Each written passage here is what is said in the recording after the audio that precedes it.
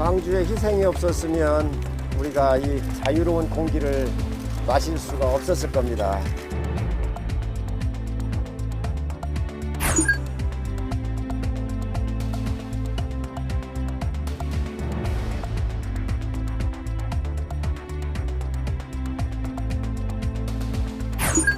더 하실 말씀 없으세요? 마지막으로 아이에게 할 말 없으십니까? 너무 미안하고 죄송합니다.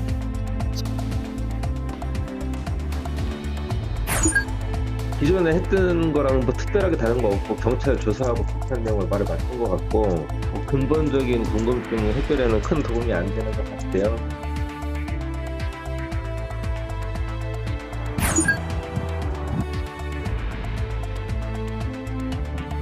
강력하게 설명하셨으니까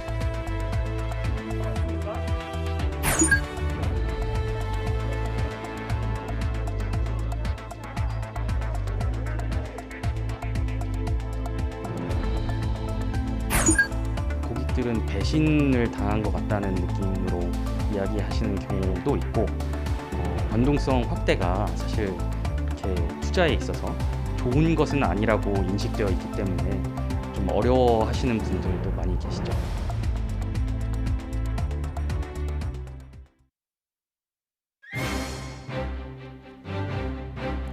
여러분 안녕하십니까? 뉴스나이트 시작합니다. 여야가 이번에는 법사위원장 문제를 놓고 대치하면서 김호수 검찰총장 후보자 인사청문회는 날짜도 잡지 못하고 있습니다. 청문 전국 2라운드를 포함해서 정치권 소식 패널들과 함께 들여다보도록 하겠습니다. 아스트라제네카 백신을 맞으면 괌 여행을 못 간다는 주장이 등장하면서 백신 차별 논란이 확산하고 있습니다. 실제로는 어떤지 팩트와이에서 확인해 보겠습니다. 네, 5.18 민주화운동 41주기 정부 기념식은 내일이지만 추모제는 하루 앞서서 열렸습니다. 오늘 행사에는 국민의힘 의원들도 참석을 했는데요. 5.18 단체가 보수정당 의원을 초청한 것은 처음입니다. 나연호 기자입니다. 비가 내리는 가운데 치러진 추모제. 재단에 술을 올리며 41년 전 신군부 포갑에 맞서다가 쓰러져간 영령을 위로합니다. 현 5.18 민중항쟁 열사. 추모객들은 묘지를 둘러보면서 민주화를 외치다가 기꺼이 목숨을 바친 분들을 기립니다. 그때를 생각하면 가슴이 사무치지만 그래도 목숨을 구걸하지 않고 맞섰던 남편이 자랑스럽습니다. 그래도 비굴하게 그 막 때린다고 쫓아가고 어디로 도망가고 하는 것보다는 싸웠잖아요. 예. 그래도 용감히 대들고 싸우고. 국립 5.18 민주묘지에는 장엄한 음악과 함께 피 끓는 심정을 토해내는 듯한 시가 울려 퍼집니다. 그해 5월 광주의 거리는 용암처럼 흐르는 피의 강이었다. 참석자들은 무엇보다 5.18 진상규명에 힘을 쏟을 것을 다짐했습니다. 41년 세월이 80년 5월을 기억하고 추모하는 자리를 넘어서 새로운 미래로 나가는 걸음이 발전해야 합니다. 행사에는 국민의힘 정운천, 성일종 의원이 참석했습니다. 두 의원은 5.18 공법단체 설립이나 직계가 아닌 형제자매도 유족 회원이 되도록 힘써왔습니다. 보수정당 의원이 5.18 단체 초청을 받아 추모제에 참석한 건 사상 처음 있는 일입니다. 광주의 희생이 없었으면 우리가 이 자유로운 공기를 마실 수가 없었을 겁니다. 우리 광주의 희생을 통해서 저희들한테 자유를 허락해 주신 영령들한테 다시 한번 존경과 감사를 드리고요.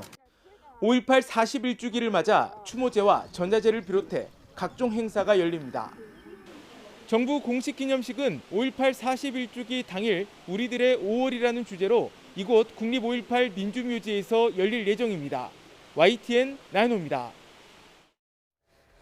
네, 이례적인 초대를 받기까지 김종인 전 위원장의 무릎 사과를 비롯해서 보수정당의 거듭된 사과로 호남의 적대감이 조금은 누그러진 것으로 보입니다. 야권의 대선 주자들은 진정한 5.18 정신은 독재에 저항한 민주주의라면서 현 정권을 향한 역공에 나섰습니다. 부장원 기자입니다. 격렬한 몸싸움 속에 플라스틱 의자가 날아들고 시위대에 막힌 버스는 옴짝달싹 못합니다. 2년 전 국민의힘의 전신 자유한국당을 맞이한 광주 민심이었습니다.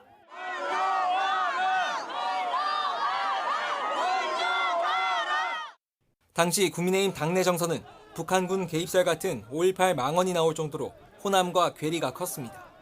하지만 김종인 체제 이후 달라졌습니다.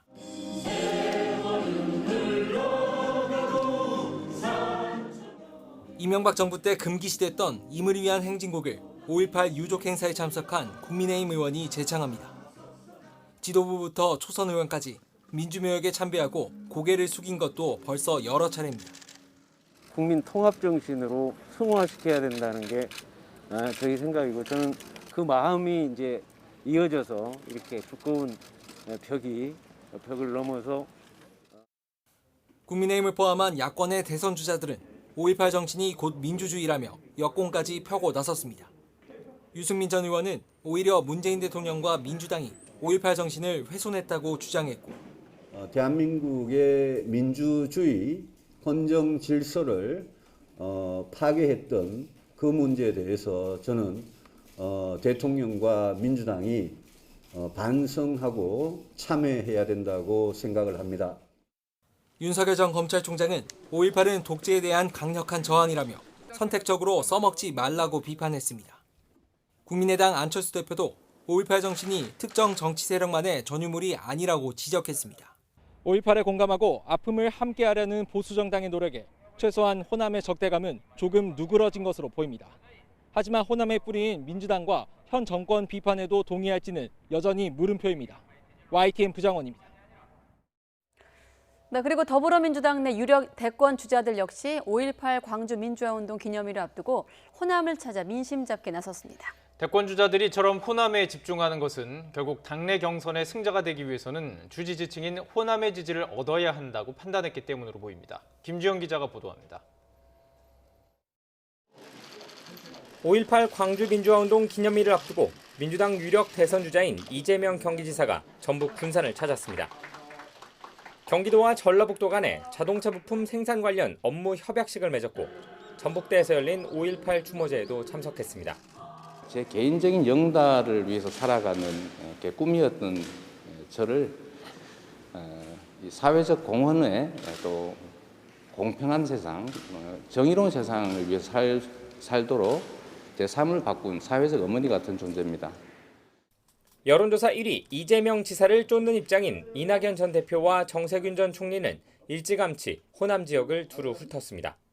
국가 균형 발전을 위해서, 그리고 그 결과로 우리 전라북도도 결코 소외되지 않고 우리 전라북도가 대한민국 성공 신화의 중심에 서는 그런 시대를 열어가기 위해서 유력 대선주자 3명이 호남에 큰 공을 들이는 건 민주당의 가장 전통적이고 탄탄한 지지 기반이기 때문입니다. 본선에 앞서 당내 경선을 준비해야 하는 주자들로서는 먼저 호남에서 총력전을 벌일 수밖에 없다는 분석입니다. 오늘까지 저를 키워주신 광주 전남에 감사드립니다. 그러나 제가 광주 전남을 비롯한 국민의 기대에 미치지 못한 일도 있었음을 고백하며 깊이 사과드립니다. 여기에 이재명 지사의 한참 지지율이 떨어지는 이낙연 전 대표, 정세균 전 총리에게 호남은 고 노무현 전 대통령에게 그랬듯 역전의 기회를 줄 가능성도 남아 있습니다. 지난 2002년 대선에서 노무현 전 대통령은 한 자릿수 지지율에 불과했지만 광주 경선에서 돌풍을 일으키며 대선 후보로 선출됐습니다.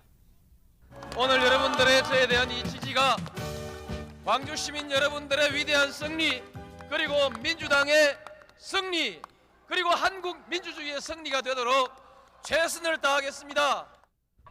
반면 이재명 지사 측은 될 사람 뽑아준다는 호남 정서상 경북 안동이 고향이어도 결국 이재명 지사가 앞설 것이라고 확신하고 있습니다.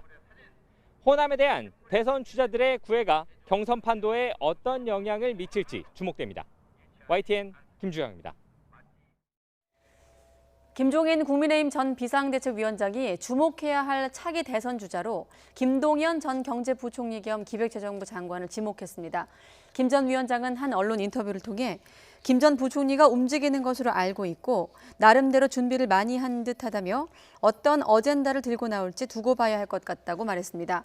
또 김 전 부총리가 이른바 흑수저에서 시작을 해 드라마틱한 스토리가 있는 인물이며 대한민국이 어떻게 가야 할지 설계도 한 것으로 보인다고 했습니다. 내년 대선 구도와 관련해선 국민의힘이 윤석열 전 검찰총장과 힘을 합치는 방식 등으로 야권이 뭉칠 것으로 보고 양자 대결 가능성이 가장 커 보인다고 관측하기도 했습니다.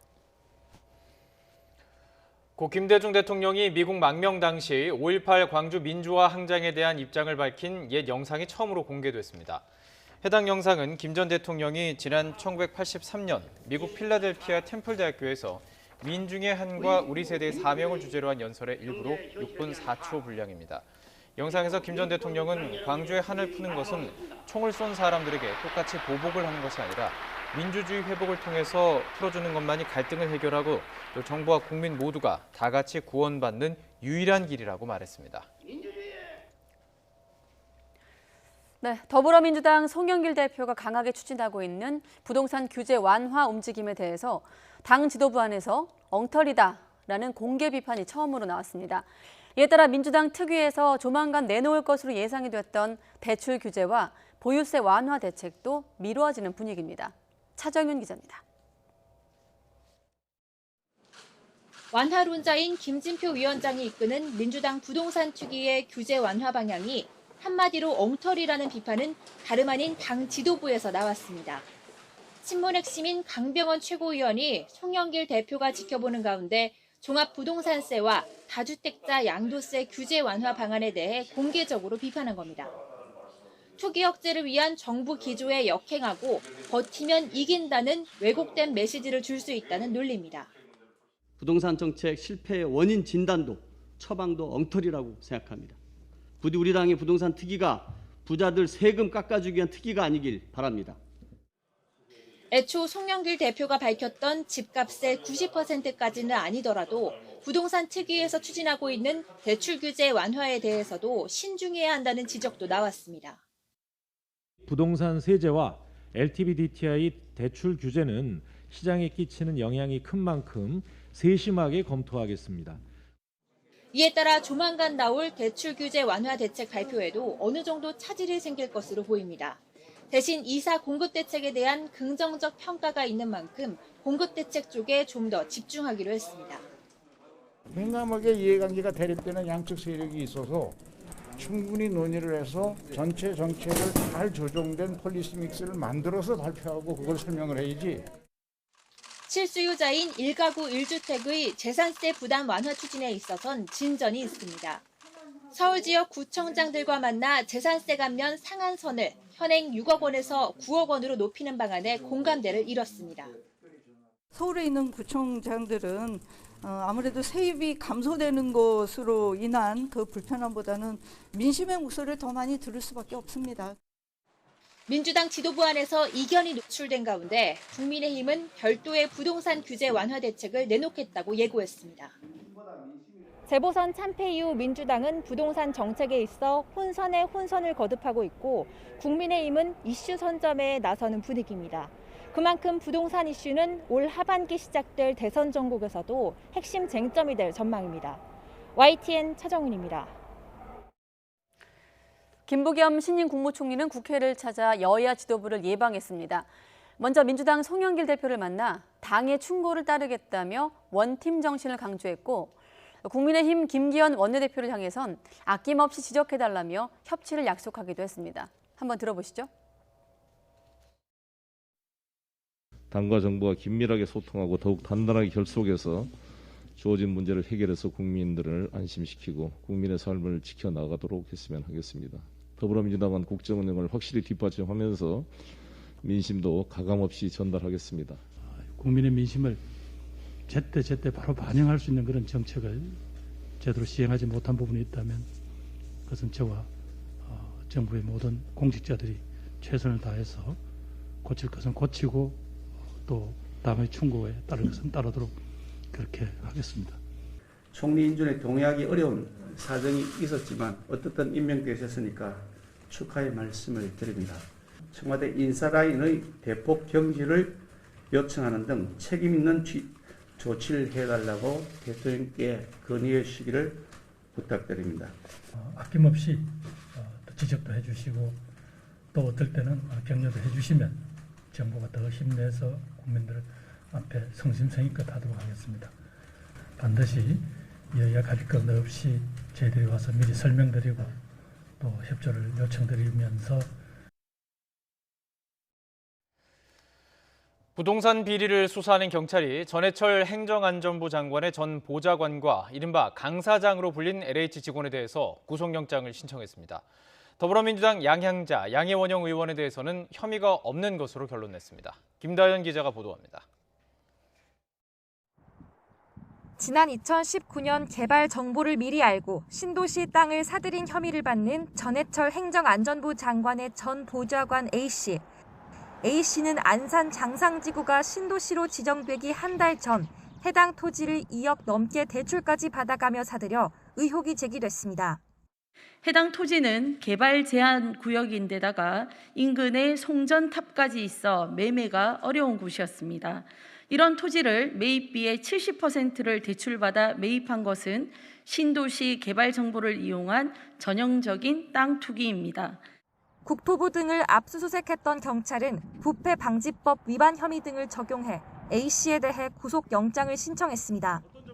지난 3월 LH 직원들의 투기 의혹이 제기되고 주요 피의자 가운데 한 명으로 지목된 강 사장, 강모 씨에 대해서도 첫 소환 2달 만에 영장을 신청했습니다.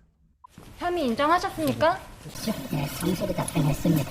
땅을 그렇게 많이 사서 뭐 하려고 하셨습니까? 경찰은 강 씨 등이 업무상 얻은 정보를 이용해 신도시 안팎 필지 4곳을 사들인 것으로 보고 해당 토지를 처분하지 못하도록 현재 가치가 38억 원에 달하는 땅을 기소 전 몰수 보전 신청했다고 밝혔습니다.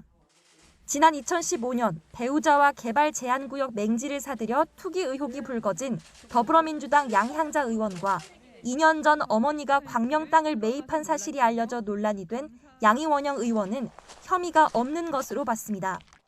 경찰은 토지 매입 당시 두 의원이 내부 정보를 이용할 수 있는 위치가 아니었고 땅 매입 경위가 기획부동산임을 확인했다고 설명했습니다. 그러면서 기획부동산이 내부 정보를 활용했을 가능성도 들여다보고 있다고 덧붙였습니다. 어느덧 출범 2달을 넘긴 정부 합동특별수사본부. 원정 투기의 핵심 인물이 구속된 데 이어 강 씨에 대한 영장까지 신청되면서 LH 수사에 탄력이 붙을 거란 기대가 나옵니다.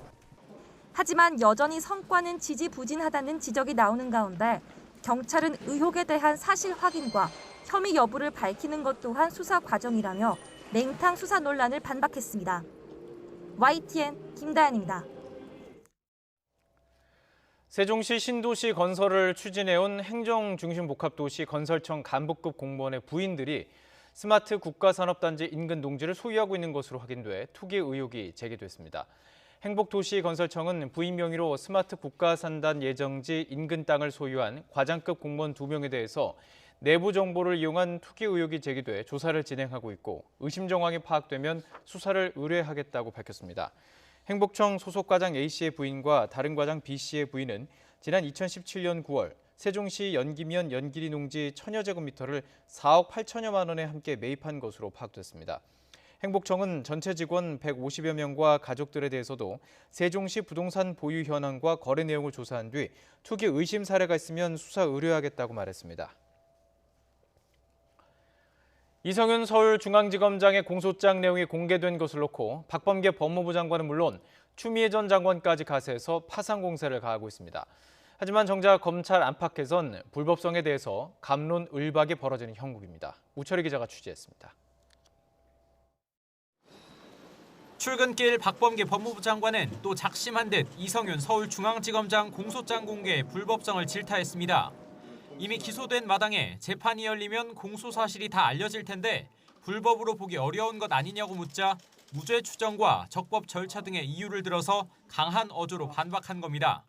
기소된 피고인이라도 공정하게 재판받을 권리라는 이익이 있고요.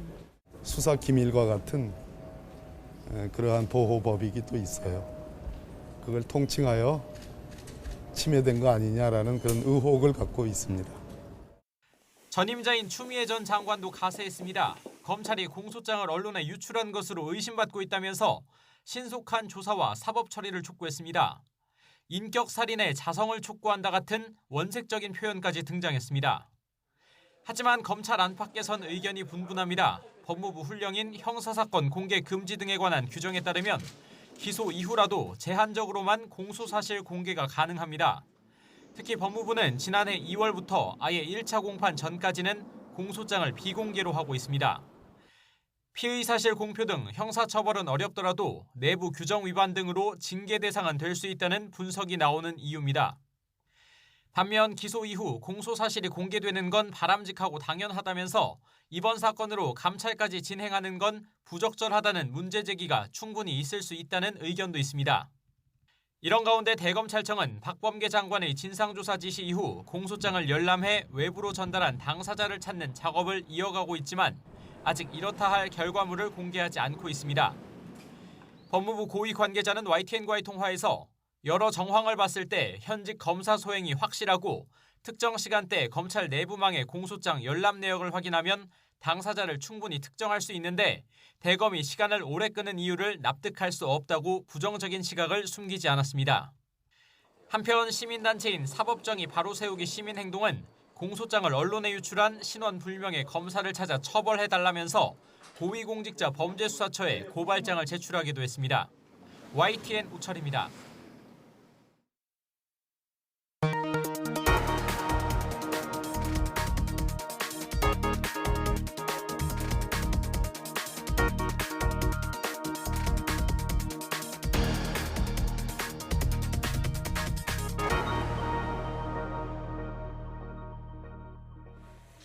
네, 2살 난 입양 딸을 학대한 양부는 아이가 바닥에 쓰러질 정도로 얼굴을 강하게 내리쳐 뇌출혈을 일으킨 것으로 나타났습니다.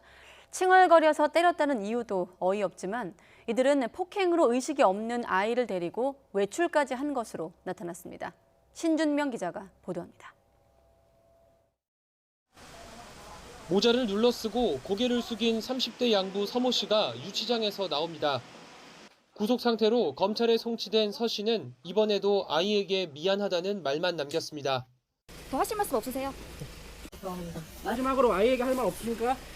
너무 미안하고 죄송합니다. 서 씨는 지난 3월 초 자신의 친자녀 4명 가운데 3명을 각각 한 차례씩 때렸다고 말했는데 2살 된 입양한 딸은 지난달 중순부터 지난 8일까지 모두 6차례 학대한 것으로 조사됐습니다.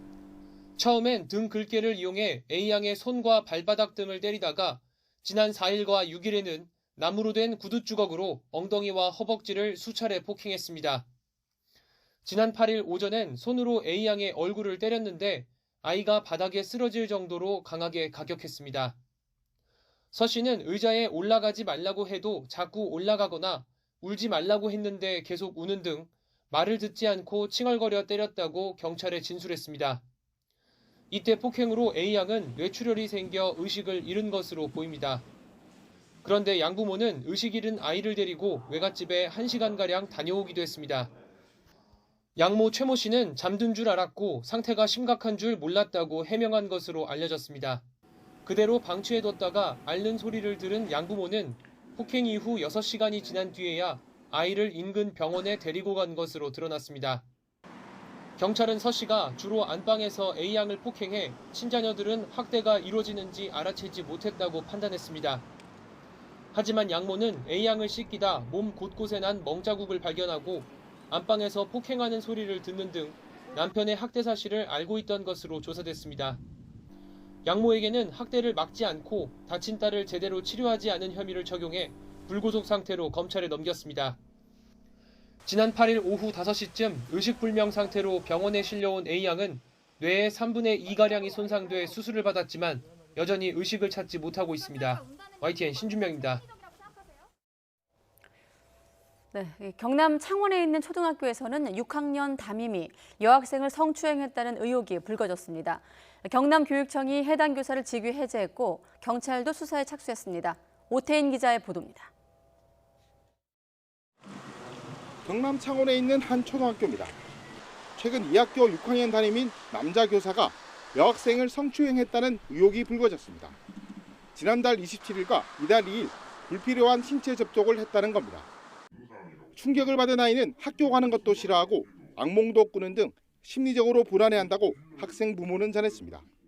애가 심리적으로 되게 불안해하는 상태고 꿈에도 그 안 좋은 일이 나온다 그러고 그 어머니한테 다른 자꾸 그런 부분에 대해서 생각이 난다 그러고 이런 상태라서.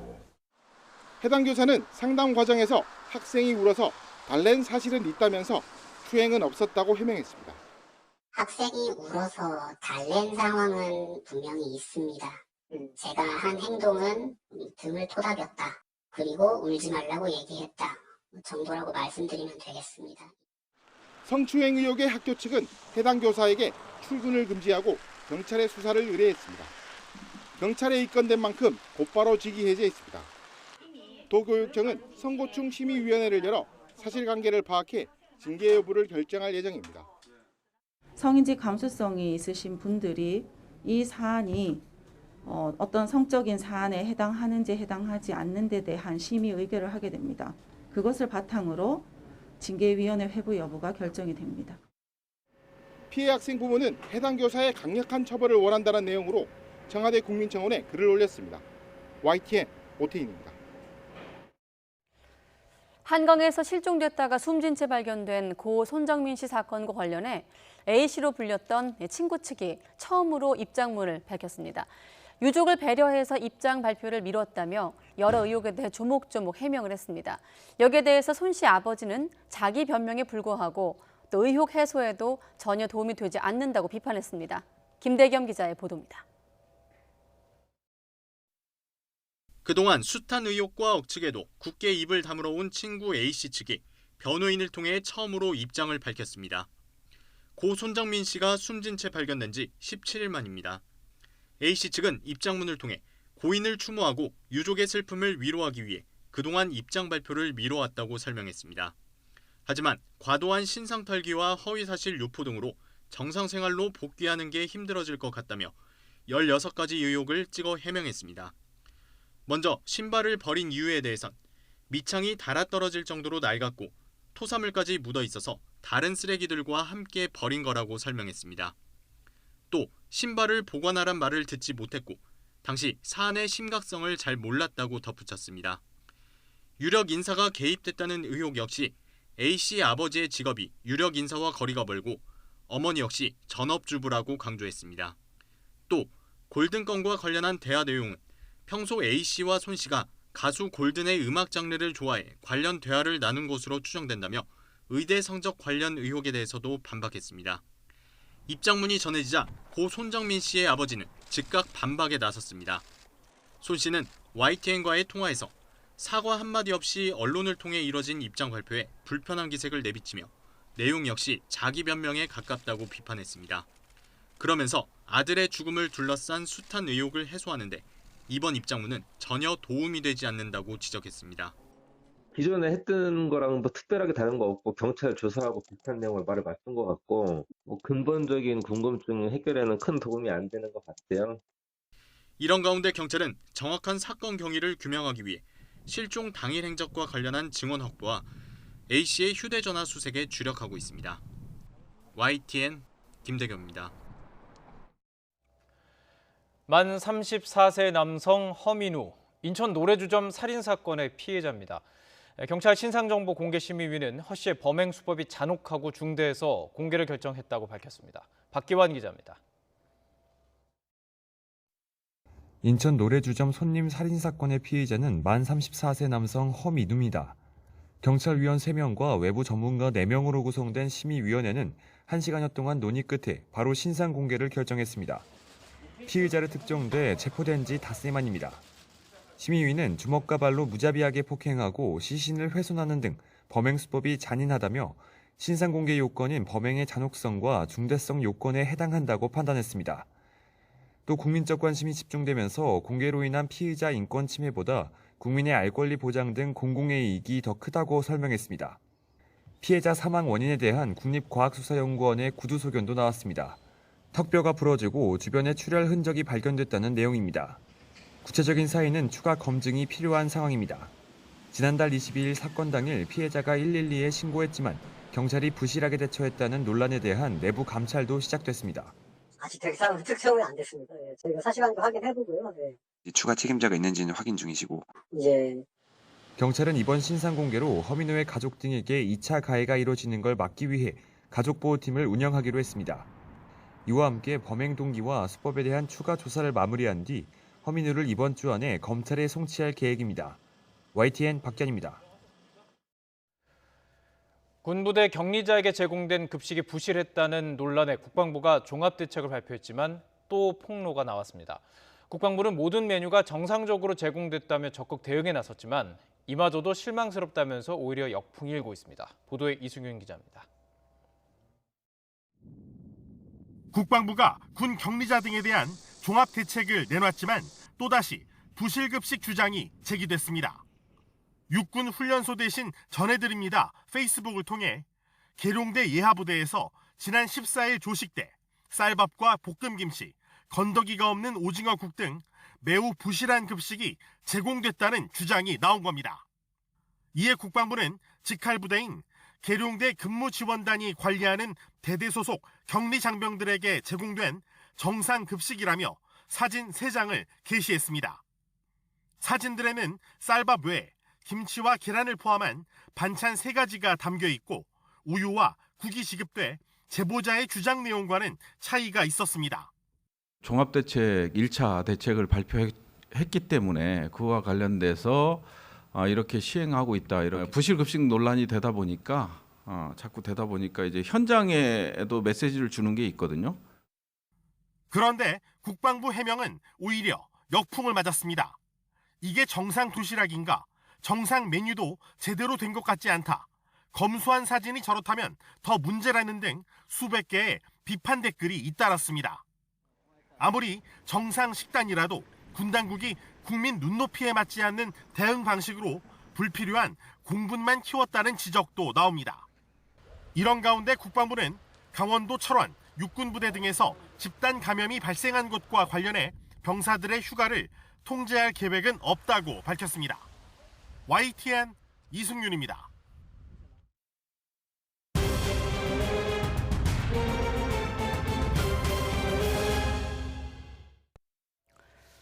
네, 코로나19 검사 건수가 평일에 비해서 절반 수준이었지만 확진자 숫자가 사흘째 600명대를 기록했습니다.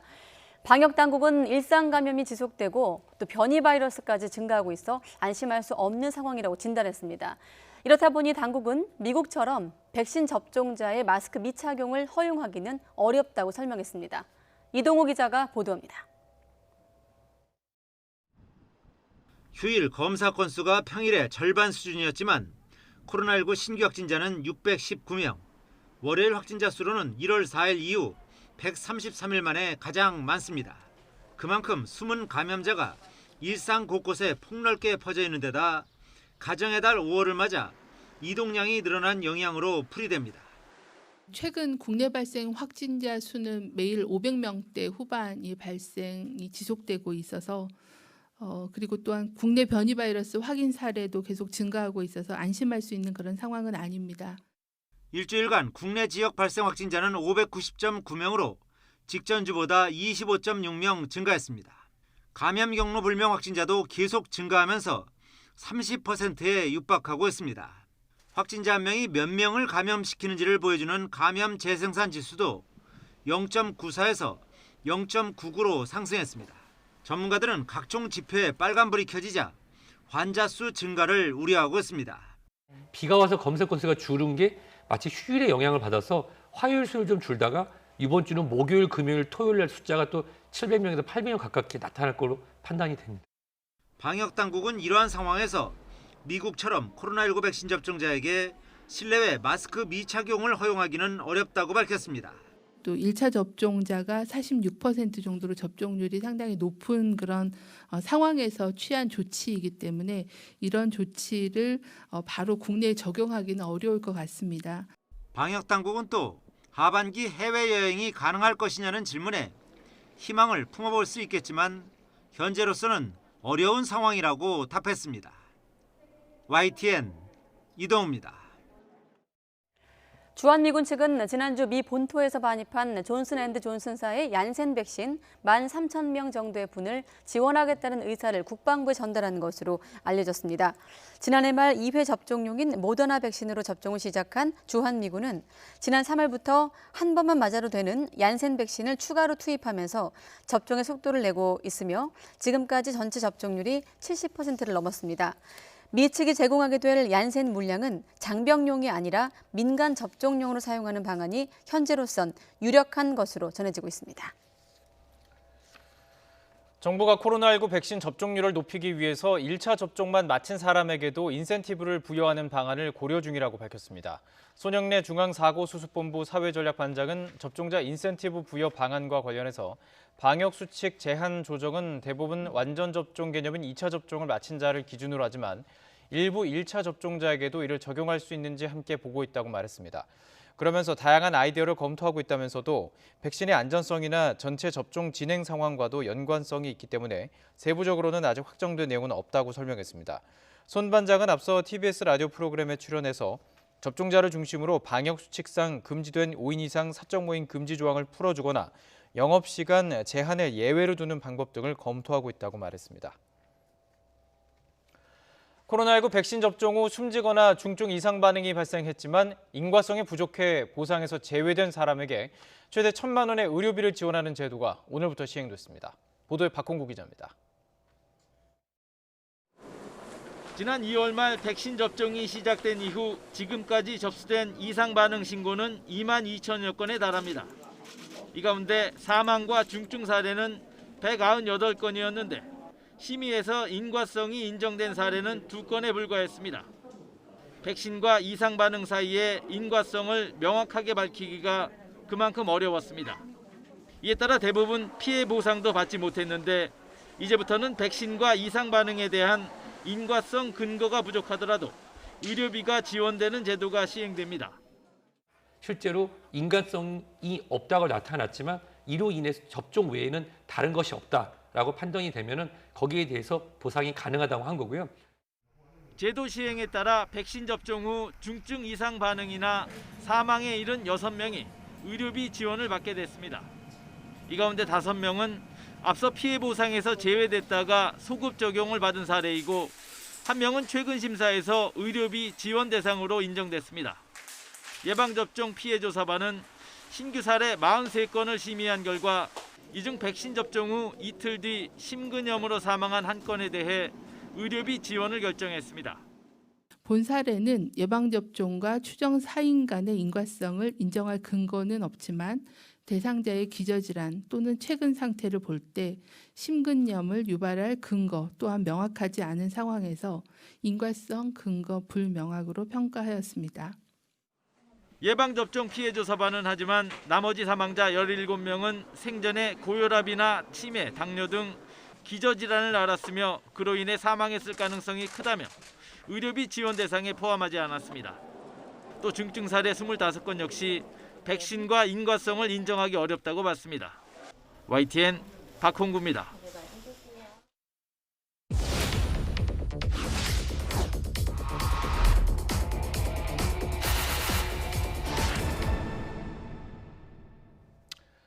화이자와 달리 아스트라제네카 백신을 맞으면 괌 여행이 불가능하다 이런 주장이 나오자 방역당국이 백신 종류에 따라서 입국을 금지하는 일은 가능성이 아주 낮다고 밝혔습니다.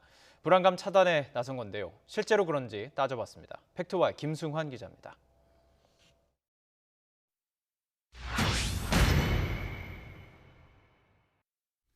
괌 관광청이 발표한 2주 격리를 안 해도 되는 여행객 기준입니다. 미국 식품의약국 FDA가 승인한 화이자, 모더나, 얀센 이 세 가지 백신을 맞은 사람이 대상입니다. 우리나라 전체 접종자 가운데 40% 이상이 맞은 아스트라제네카 백신은 포함되지 않았습니다. 따라서 아스트라제네카를 맞을 경우 괌 입국을 못하는 건 아니지만 2주 격리 기간을 거쳐야 해서 사실상 여행은 불가능합니다. 한국 같은 경우는 지금 아스트라제네카 접종률도 이제 높다 보니까 저희 쪽 차원에서는 계속해서 이제 그런 부분을 본청 쪽으로 전달을 하고 있는 상황이에요. 6월 초까지는 좀 모객 상황을 봐야 될 것 같아요. 왜냐하면 화이자 맞으신 분들 중에서도 이제 여행을 가실 수 있는 분들이 있을 수도 있거든요. 17일 기준 외교부 해외안전여행 사이트에 공개된 177개 국가와 지역의 입국 조건입니다. 입국 시 격리 면제 조건으로 구체적인 백신 이름을 적어둔 곳은 미국령 괌을 포함해 5곳에 불과합니다. 정작 미국의 경우 백신 접종자는 입국 시 자가격리가 필요 없다고 명시할 뿐 어떤 백신을 맞아야 하는지는 콕 집어 언급하지 않습니다. 현재 미국의 CDC에서도 미국 FDA가 승인한 백신뿐만이 아니라 WHO에서 긴급사용 승인한 백신도 포함해서 적용하는 걸로.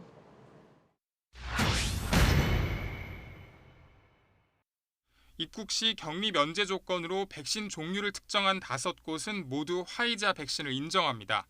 아스트라제네카는 괌을 제외한 독일과 아일랜드 등 나머지 4개국에서 인정합니다. 에콰도르는 미 FDA가 승인한 모더나와 얀센 대신 경제적으로 가까운 중국에서 생산된 시노백을 우대합니다. 국가별 상황에 따라 백신에 차등을 둔다고 해서 아스트라제네카라는 특정 백신에 대한 차별이 확산할 거라고 주장하는 건 현재로서는 억측에 가까워 보입니다. YTN 김승환입니다. 지난 사흘 동안 마치 장마가 온 것처럼 비가 내리고 높은 습도의 열대야 같은 밤이 찾아오는 등 이례적인 날씨였습니다. 올여름 기상이변에 대한 우려도 커지고 있습니다. 정혜윤 기자가 보도합니다. 비는 주말부터 사흘간이나 계속됐습니다. 시간당 30mm 안팎의 장대비를 동반하며 내륙 곳곳에 호우특보까지 내려졌습니다. 5월에 내리는 봄비가 아닌 여름철 장마처럼 내린 비였습니다. 충북 단양 영춘면 135mm, 강원도 정선 사부급 132.5mm, 경남 거제 남부면 123mm, 경기도 파주 문산읍 118.8mm 등 100mm가 넘는 비가 기록된 곳이 많았습니다.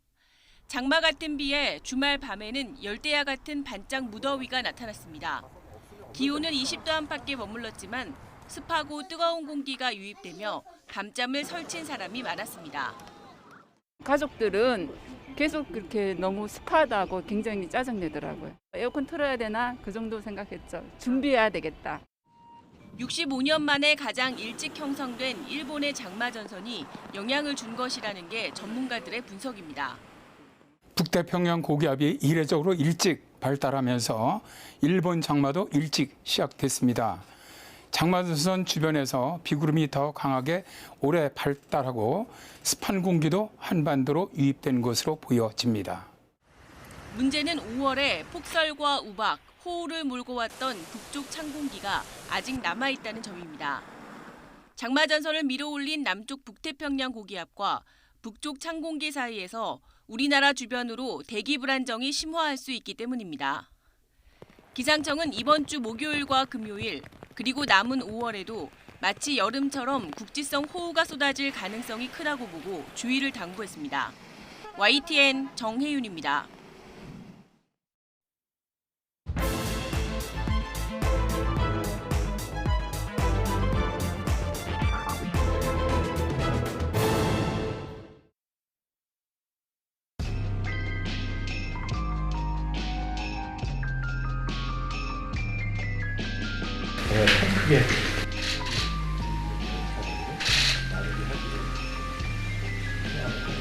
넉넉한 집안에서 어려운 서민 사임을 또 챙기듯이 그런 것들을 하는 것이 사실 큰 정치의 모습 아닌가.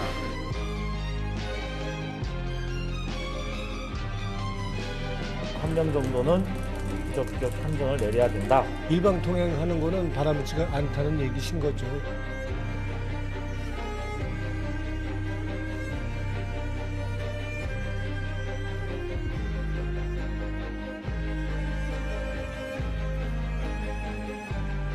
김호수 후보자야말로 앞서 강행한 장관 인사보다 더 심각한 부적격 인사입니다. 법사위원장 자리와 검찰총장 인사청문회를 흥정하자고 합니다. 안전이 다른 문제입니다. 거래의 대상이 될 수 없습니다.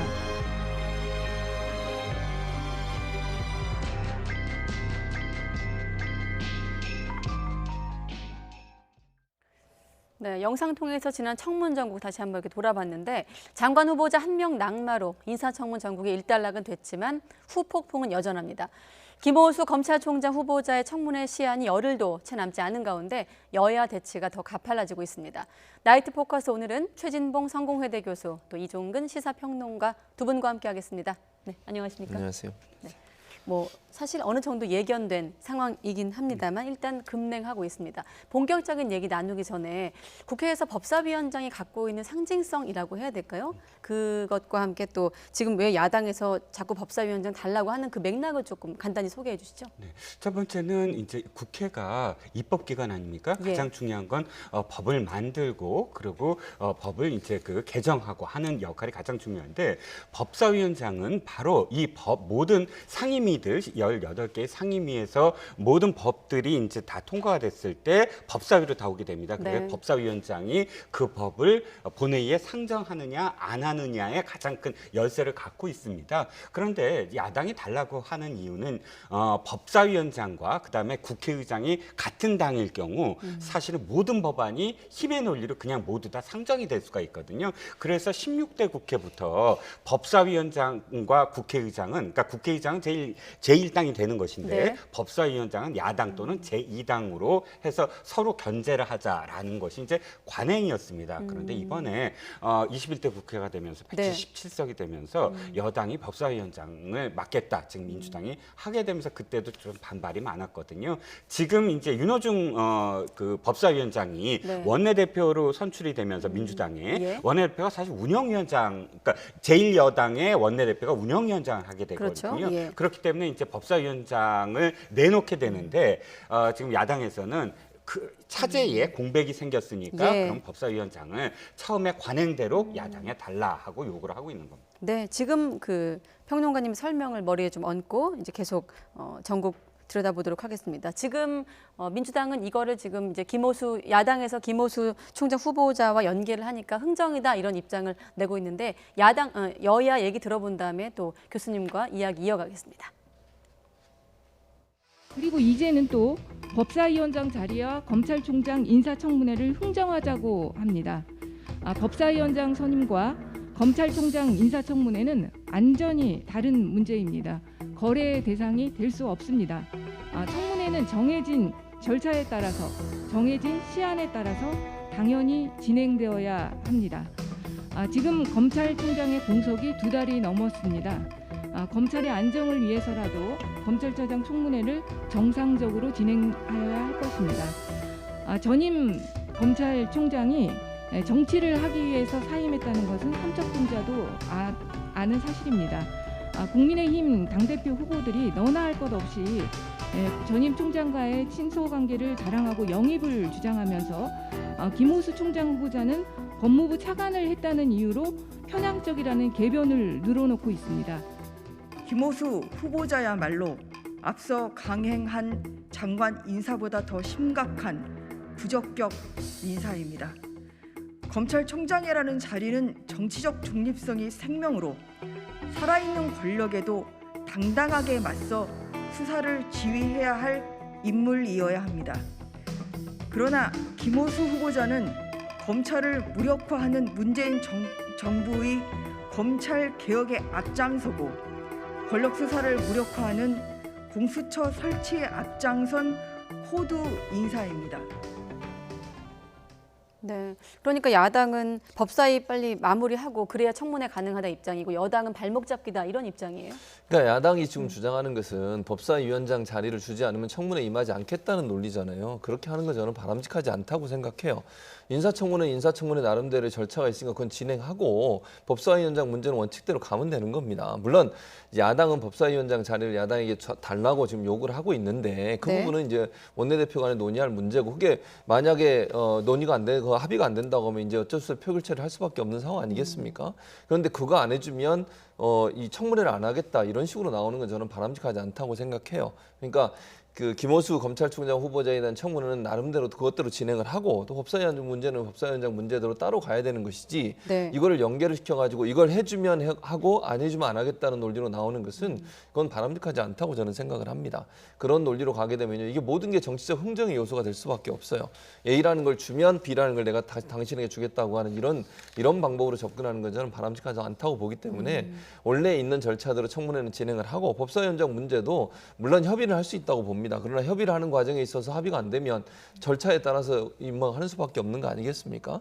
그런 절차로 가는 것은 물론 뭐 야당이 반발할 수 거기에 대해서 본인들의 입장을 낼 수는 있지만 두 개를 연계해서 법사위원장 주지 않으면 청문회까지 임하지 않겠다고 하는 태도는 국민들이 볼 때도 저는 납득할 수 없는 태도라고 생각을 합니다. 네, 뭐 연계하겠다는 입장을 국민의힘이 내기도 했습니다만 일단은 표면적으로는 임혜수, 노영욱 장관 후보자들보다 더 부적격하다 이런 입장도 있거든요. 야당에서. 네, 사실은 그렇죠. 그러니까 지금 민주당 그 백혜련 의원의 말씀은 맞습니다. 그런데 중요한 건 민주당 의원들에게 늘 해당되는 게 뭐냐면 언행일치예요. 지금 그 입장이 지금까지의 민주당이 해왔던 것과 일치하느냐는 거예요. 그렇지 않다는 거죠. 예를 들자면 이명박 정부 시절입니다. 이명박 정부 시절에 이명박 정부가 출범했는데 내각이 90일 가까이 출범하지 못했어요. 이유가 뭐냐면 바로 그러니까 백혜련 의원의 표현대로 거래를 하자는 거였습니다. 상임위원장 자리를 법사위원장부터 해갖고 다 달라는 거였는데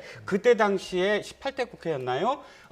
여대 야소였어요. 과반이 훨씬 넘었습니다. 그러니까 그 한나라당이. 네. 그럼에도 불구하고 어쨌든 달라 해서 그건 말씀대로 백혜련 의원 말씀대로 그건 거래가 될 수 없는 거예요. 그냥 법대로 배분해갖고 하면 되는데도 불구하고 발목을 잡아서 정부를 출범시키지 않았거든요. 그때만 그런가요? 아닙니다. 야당 시절에 모든 것을 다 거래를 했어요. 그런데 사실 백혜련 의원은 지금 여당이니까 거래라고 한 거고 사실은 그때 협상을 한 거였거든요. 그러니까 그런 그것이 내가 177석의 여당일 때는 야당이 주장하는 게 거래라고 여겨지는 것이고 내가 소수당일 때는 집권 여당에게 거래가 아니라 협상을 하는 것이고 이렇게 지금 보여지는 것이거든요. 그러면 야당 입장에서는 합리적인 협상의 어떤 카드 방식이라고 보시는 건가요? 그러니까 합리적이다 아니다라고 저는 표현하고 싶지는 않아요. 단 이건 있죠. 그러니까 야당 입장에서는 사실 첫 단추를 잘못 깬 건 맞아요. 법사위원장과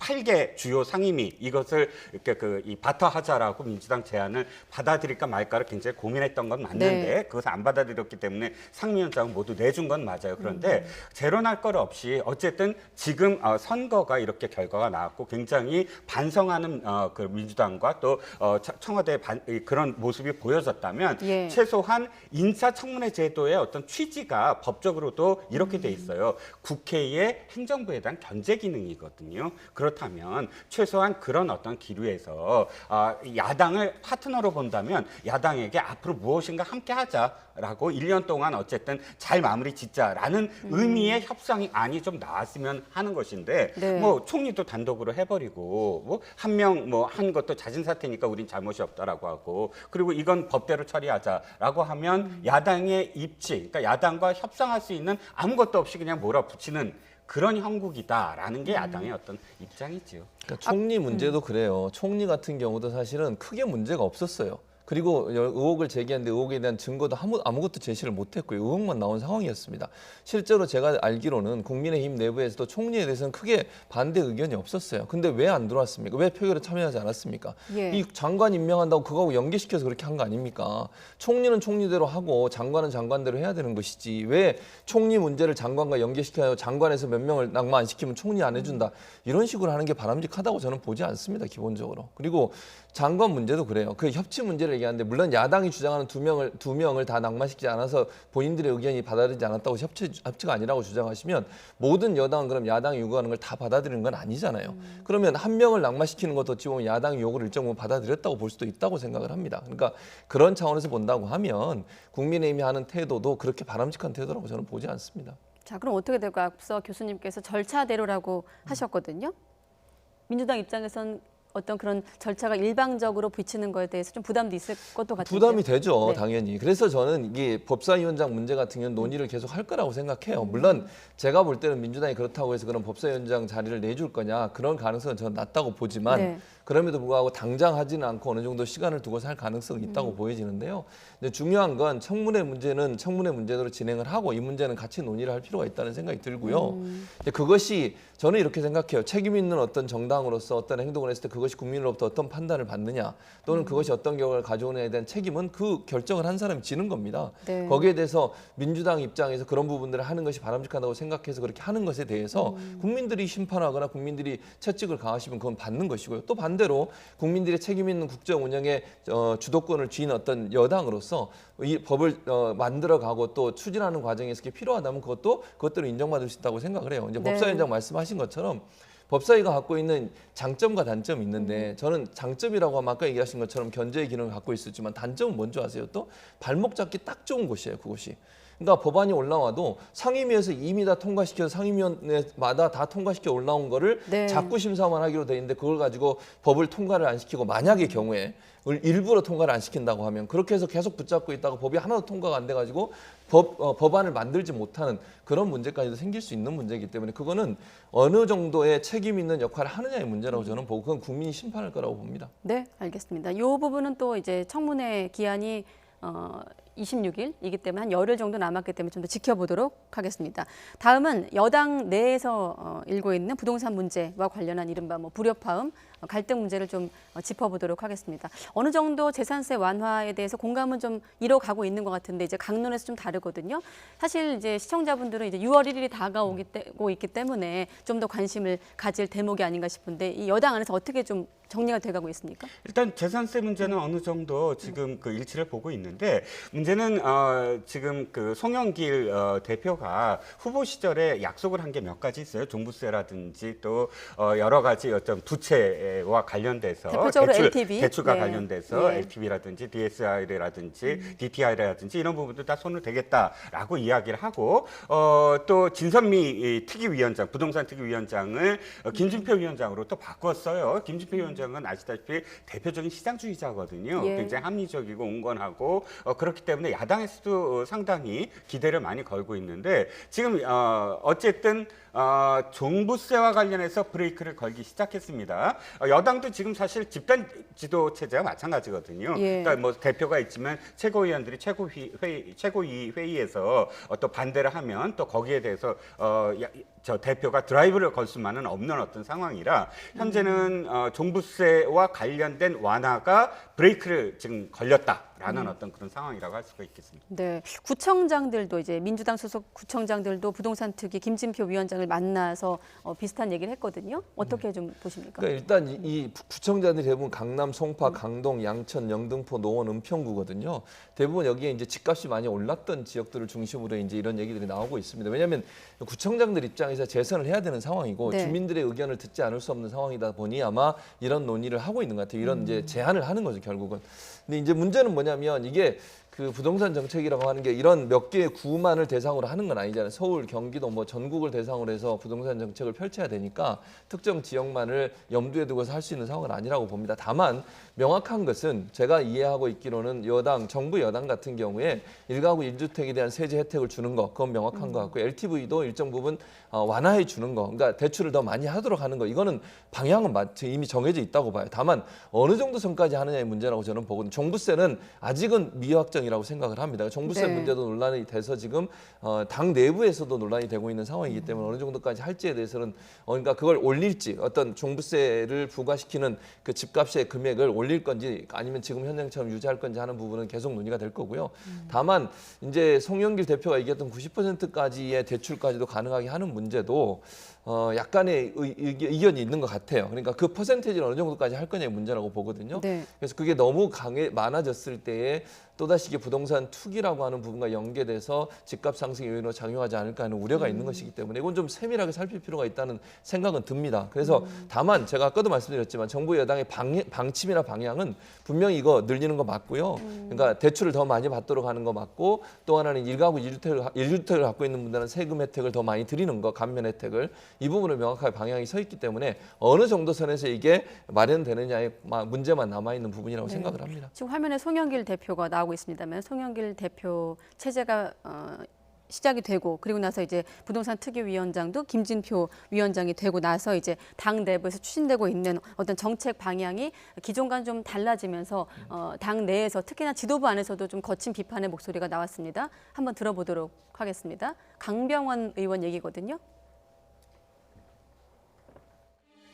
부동산 특위가 공시지가 9억, 시가로는 15억 이상의 고가 주택에만 부여되는 종부세 기준을 상향하고 다주택자들에게만 부과되는 양도세 중과 유예를 또 다시 연기하는 문제를 다루고 있다고 하니 우려스럽습니다.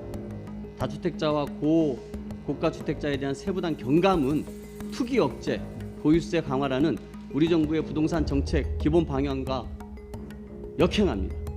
특히 양도세 중과는 2020년 7월 10일 대책 발표 이후 약 1년간 유예 기간을 줬던 것입니다. 이를 또 유예하는 것은 다주택자들에게 계속 버티면 이긴다 메시지를 전달해 시장 안정화를 저해하는 셈입니다. 부동산 정책 실패의 원인 진단도 처방도 엉터리라고 생각합니다. 네, 그러니까 강 의원 같은 경우는 진단도 잘못됐고 처방도 엉터리다 이런 표현을 썼습니다. 어떻습니까? 지금 보면 조금 정리해 보면 이렇게 당내에서도 의견이 좀 많이 상반되고 청와대나 정부도 어떤 종부세 완화를 바라보는 시각이 좀 부정적으로 보이거든요. 상대적으로. 네, 그렇습니다. 누가 좀 이 불협화음을 좀 조율할 수 있을까요? 그건 유권자겠죠. 네. 지금 무슨 말씀을 드리고 싶냐면 4년 동안 부동산 문제 잘못됐다, 공급 더 늘려야 된다. 이 목소리에 공급 늘릴 필요 없다. 부동산 사지 마라. 부동산값 안정된다. 부동산 잡을 수 있다라고 4년 동안 주장했던 게 문재인 대통령과 문재인 네. 정부입니다. 그런데 지금 송영길 대표, 집권 여당의 대표가 왜 바꾸려고 하죠? 선거 졌기 때문입니다. 선거가 필요한 이유가 바로 거기에 있거든요. 바로 회고적 투표, 즉 지금까지의 정책이 잘 됐느냐 못 됐느냐에 대한 심판을 아까 교수님 말씀처럼 심판을 받았어요. 그렇기 때문에 이 정책을 바꿔야 되겠다라고 지금 움직이고 있는 것이거든요. 네. 그러면 이 지금 정부가 앞으로 대선이라든지 다가올 선거에 대해서 고민을 할 수밖에 없는 입장이거든요.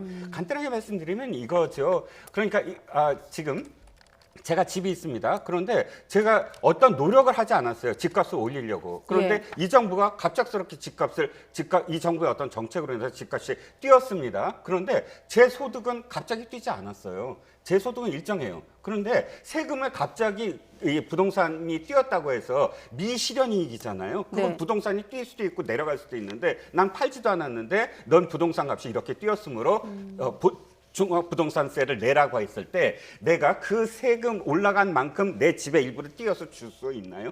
없어요. 내가 가지고 있는 소득으로 내야 돼요. 근데 내 소득이 그만큼 늘었나요? 늘지 않았어요. 바로 그 고통이 지금 2020년 11월 달에 종부세와 관련돼서 세금 고지가 나오고 거기에 대해서 분노한 서울 시민들이 지금 이렇게 그 투표를 한 것이거든요. 그러니까 종합부동산세 아까 말씀하신 그 강병원 의원이 부동산을 갖고 있는 부자들한테 지금 세금 걷어야 되는데 무슨 소리냐라고 한 게 사실은 잘못된 인식이라는 거죠. 종부세 자꾸 얘기하는 사람들이 1% 미만이다 그런데 60만 가구 중에 다주택자는 15만 가구에 불과해요. 45만 가구는 다주택자가 아니에요. 1주택이에요. 그러니까 1주택자 중에서도 사실은 저소득자들도 많아요. 소득이 말이에요. 집은 갑자기 뛰었더라도. 근데 이들에게 당신이 갑자기 집이 뛰었으므로 이 엄청난 그런 그 세금을 내라라고 한다면 그들은 어떻게든 고통스럽게 그 세금을 내거나 혹은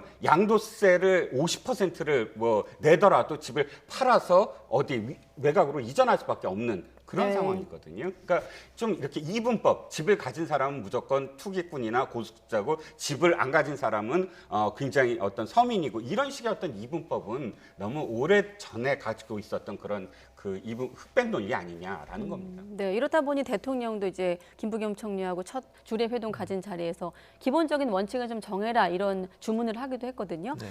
평론가님은 그게 유권자다, 어떤 조율하는 과정이 그렇게 말씀하셨지만 교수님은 지금 이 시점에서 이 불협화음 누가 좀 역할을 할 수 있을 거라고 보십니까? 그러니까 뭐 실무적으로 할 수 있는 건 정부 여당이죠, 사실은. 그러니까 책임 있게 해야 되는 게 정부 여당이고 정책을 만드는데도 정부 여당이니 정책을 이제 입안하고 또 뭐 수정을 해야 되면 수정하는 것도 정부 여당이 해야 한다고 저는 생각을 해요. 물론 뭐 그 정부 여당이 그런 과정에서 유권자들의 생각과 의견을 전혀 무시할 수 없으니 그걸 들어야 되는 것도 맞는 것이고요.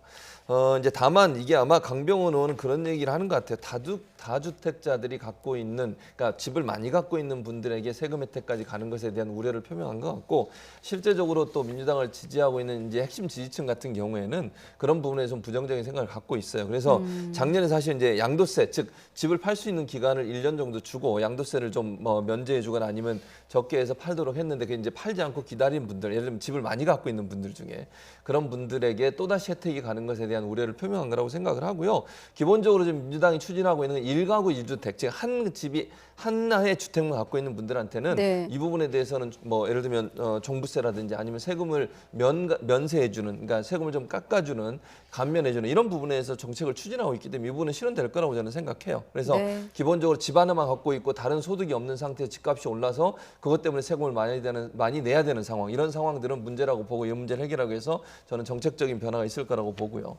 종부세 문제는 좀 더 세밀하게 따져봐야 된다. 그러니까 종부세가 아까 말씀드린 것처럼 다주택을 갖고 있는 분들이 혹시나 또 정당하게 내야 되는 세금을 감면받는 일이 없도록 하기 위해서 어떤 방식으로 그럼 종부세를 손질을 할 거냐 하는 부분에 대한 논란은 있을 수 있다고 저는 봐요. 그 부분은 워낙 다양한 형태의 어떤 집을 소유하고 있는 형태들이 다양하기 때문에 일률적으로 하나로 하기가 상당히 어려운 부분이 있으니 거기에서 그 부분을 잘 조절할 수 있는 부분이 필요하다고 생각을 하고, LTV 같은 경우도 저는 대출을 일정 부분 젊은 세대, 특히 생애 처음으로 집을 구입하려고 하는 분들한테는 일정 부분 혜택을 좀 많이 드리고, 기존에 이제 있는 분들이, 집을 있는 분이 또 대출을 받는다거나 예컨대 또는 뭐 이미 집을 몇 채 갖고 있는 분 대출을 받는 부분은 강력하게 좀 제한하는 쪽으로 간다고 하면 이런 여러 가지 논란들을 좀 조정할 수 있지 않을까 하는 생각이 들기 때문에 좀 세밀하게 이런 부분들을 검토해서 원래 갖고 있는 기본적인 정책, 그게 뭐죠? 투기를 억제하고 보유세를 강화한다고 하는 정책을 유지하되 그것 때문에 어려움을 당하고 있는 분들이 있다면 그분들을 구제할 수 있는 방안들을 만들어야 한다고 생각합니다. 지금 자막에 묘수가 주목된다고 되어 있는데 그 묘수가 나올지 한번 지켜보도록 하겠습니다. 자, 이번에 시선을 5.18 41주기로 돌려보도록 하겠습니다. 지금 여야 할 것 없이 호남행이 이어지고 있는데 먼저 여당 대선 주자들의 행보부터 듣겠습니다. 올해 초 저는 전직 대통령 사면을 거론했습니다. 그러나 저는 국민의 뜻과 촛불의 정신을 충분히 헤아리지 못했습니다. 그 잘못을 사과드립니다. 시대의 변화와 국민의 요구를 헌법이 수용해야 할 때가 이미 지나고 있습니다. 그래서 저는 민주주의 성지 광주에서 내 삶을 지켜주는 민주주의를 위한 개헌을 국민 앞에 제안드립니다. 저는 앞으로도 영원히 몸이 어디 있든지 간에 마음은 전라북도와 함께한다, 이렇게 다짐을 하고 있습니다. 지금까지 잘 키워주셨는데 앞으로도 물도 주고 거름도 주고 햇빛도 들어오게 하셔서 잘 키우셔서 더 써주십시오. 우리 전라북도를 위해서 그리고 대한민국을 위해서 역할을 할 수 있도록 저 정세균을 이용해 주십시오. 써주십시오. 이렇게.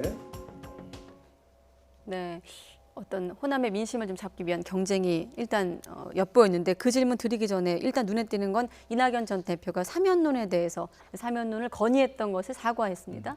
네, 그렇습니다. 왜냐하면 사실 사면론 꺼내고 나서 본인의 지지율이 많이 빠졌어요. 그리고 비판도 많았습니다. 특히 이제 민주당 전통 지지층에서 이낙연 전 대표의 그 발언이 엄청난 후폭풍을 몰고 오면서 본인의 지지율이 많이 빠질 뿐만 아니라 정책에 빠지는 그런 이제 일이 있었거든요. 그래서 이 문제를 털고 가지 않으면 이낙연 지금 전 대표가 다시 상승 곡선을 타는데 상당히 한계가 있다고 본 것 같아요. 특히 호남 지역에서 그 부분에서 반대하고 또 그 문제를 제기하는 목소리가 더 컸거든요. 그래서 아마 호남을 방문해서 그 부분을 전면 돌파를 한 것 같아요. 결국 그 문제 잘못했다. 본인이 발언한 건 잘못됐고 그러니 꺼내지 않겠다고 얘기한 것은 반성을 통해서 다시 한번 상승의 곡선을 그려보려는 지지율에 있어서요. 그런 시도를 하고 있다고 보여지고요. 정면 돌파 안 하고 만약 사과 안 하고 계속 가면 저 문제가 이낙연 전 대표에게 계속 꼬리표처럼 따라다닐 수밖에 없어요. 그래서 명확하게 사과하고 잘못된 부분을 바로잡고 이제는 지지층만 보고 열심히 가겠다고 하는 모습을 보여주는 것은 본인이 지금 지지율이 상당히 좀 정체기에 빠져 있는 부분을 다시 반등시키려는 그런 계기를 만들고 싶은 의도가 있었지 않나 이렇게 보여집니다. 네, 이 지역에서의 또 지지율과 관련된 적합도인가요? 네, 차기 대선 후보 적합도에 대한 조사 결과를 좀 놓고 또 평론가님께 질문을 드리도록 하겠습니다. 이재명 지사가 39.2%, 이낙연 전 대표 16%, 윤석열 전 총장이 14.3%, 정세균 전 총리 9.7% 이렇게 나오고 있는데 상대적으로 지금 보면 이낙연, 정세균 두 주자들의 조금 지지율이 적합도가 좀 낮게 나오거든요. 지금 이 시점에서 어떻습니까? 과거에 좀 노무현 역전의 기억을 떠올린다 이런 앞서 리포트의 내용도 있었는데 네. 평론가님은 어떻게 해석하세요? 지금 이 수치로만 보지 말고 예. 한 2, 3개월 전에 그러니까 그 호남의 어떤 지지는 사실 이낙연 대표가 꽤 오랫동안 선두에 있었거든요. 네. 그런데 그게 완전히 지금 역전됐다라는 의미가 하나가 있겠고요. 또 한 가지는 이겁니다. 호남의 민심은 언제나 될 사람한테 간다라는 거죠. 그러니까 될 사람은 뭐냐면 호남의 정권을 2번을 창출했어요. 즉 한 번은 김대중 대통령이었는데 네. 김대중 대통령은 호남 출신임에도 불구하고 JP 그러니까 충청을 기반으로 한 김종필 이라는 그 전 총리를 손을 잡아서 9세대 정치인이다라는 그런 비판에도 불구하고 사실 그 연합으로서 정권을 창출하고 자신이 생각했던 어떤 정책들을 펼칠 수가 있었거든요. 노무현 대통령이 두 번째 케이스인데 노무현 대통령은 영남인에도 불구하고 호남민들이 왜 그럼 했느냐? 그러니까 이 사람은 그러니까 확장성이 있다. 즉 영남에 특히나 PK 출신이기 때문에 PK의 일부 표를 갖고 오고 우리가 지지를 해준다면 앞서서 수도권까지 합치면은 우리가 창출할 수 있다. 이런 전략적 사고를 하는 그런 그 성향이 호남의 유권자들이거든요. 그런데 지금 현재 상황은 이낙연 대표나 혹은 정세균 총리를 봤을 때 호남 이외의 지역에서의 확장성이 안 보이는 거예요. 그러니까 이낙연 대표나 혹은 전 대표나 혹은 그 정세균 전 총리가 호남에 와서만 지금 구애를 하는데 호남에 와서의 구애도 중요하지만 지금 호남에 와서 구애할 것이 아니라 어디선가에서 이 사람들이 무엇인가 뭐 영남 아니면 충청 아니면 강원 뭐 여기서 지지세를 갖고 와서 내가 이런 지지세를 갖고 왔습니다라고 이야기한다면 지지가 가능할 거거든요. 근데 네. 점점 어쨌든 정세균 총리가 지금 시작하는 입장이라서 뭐 지금 어떻게 잘못했다라고 얘기할 수는 없지만 그럼에도 불구하고 좀 지지가 안 나오는 것은 호남 민심의 어떤 전략적 성향 이 부분을 지금 꿰뚫지 못하고 있는 게 아니냐라는 아쉬움이죠. 전략적 성향. 앞서 고 노무현 전 대통령도 영남 출신이었습니다만 광주 경선에서 당시 돌풍을 일으켰던 점 말씀하셨는데 사실 이재명 지사도 영남 출신 아닙니까? 그렇죠. 영남 출신이죠. 그러니까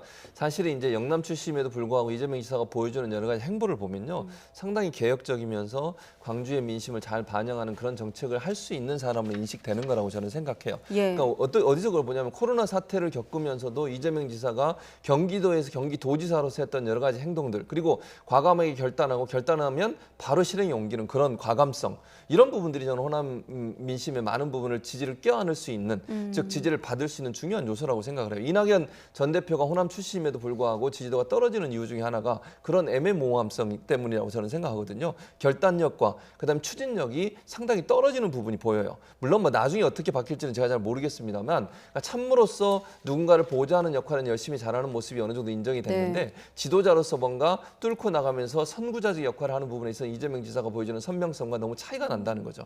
그런 차별성 때문에 결국은 호남 민심이 이재명 지사를 지지하는 쪽으로 저는 갔다고 생각해요. 그리고 예. 지역적으로도 어쨌든 TK 지역을 중심으로 해서 이제 본인의 고향이기 때문에 그 지역에서 나온 사람은 호남이 밀어서 함께 영남과 함께 지지세를 끌어안는다고 하면 어느 정도 대선에서 승산이 높은 후보로 판단된 이런 부분도 호남 민심을 껴안는 중요한 어떤 계기가 됐을 거라고 생각합니다. 네, 저도 사실 앞서 그 여론조사 때문에 저 스스로도 뭐 호남 출신, 영남 출신 이렇게 갈라서 질문을 드렸습니다만 점점 정치 지형이 좀 바뀌어서 이런 질문 자체가 좀 없어져야 되지 않을까 이런 생각도 들었습니다.